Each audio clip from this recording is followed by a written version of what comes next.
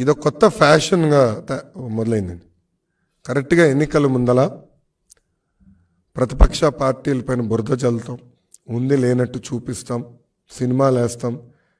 ఇది చూస్తే ఈ సినిమాకి అయ్యే బడ్జెట్ మొత్తం ఏకంగా సైకో జగన్ నుంచే వస్తుంది, ప్రతి రూపాయి వస్తుంది. ఇప్పటికీ డైరెక్టర్ గారు ఐ థింక్ మూడు సార్లు కలిసినట్టున్నారు జగన్. నిన్న మీరు చూస్తే ఆయన తరపున, అంటే రామ్ గోపాల్ వర్మ గారి తరపున పోరాడిన, న్యాయ పోరాటం చేస్తున్న లాయర్ నిరంజన్ రెడ్డి గారు, ఆయన ఎవరండి? వైకాపా రాజ్యసభ సభ్యుడు. సో తెలంగాణ హైకోర్టులో, లోకల్ కోర్టులో నిరంజన్ రెడ్డి వెళ్ళి రామ్ గోపాల్ వర్మ తరపున పోరాడుతున్నాడు, న్యాయ పోరాటం చేస్తున్నాడు అంటే దాని అర్థం ఏంటి? దీని వెనకాల ఎవరున్నట్టు? ప్రభుత్వం.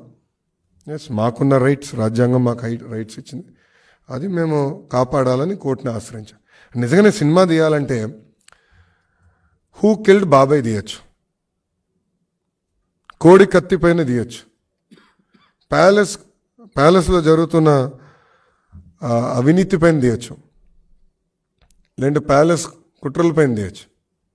అది చేయకుండా లేనిది ఉన్నట్టు చూపిస్తే తప్పనిసరిగా మేము పోరాడతాం. మాకు రాజ్యాంగం కొన్ని హక్కులు కల్పించింది, ఆ హక్కుల్నే కాపాడాల్సిన బాధ్యత కోర్టుల పైన కూడా ఉన్నాయి.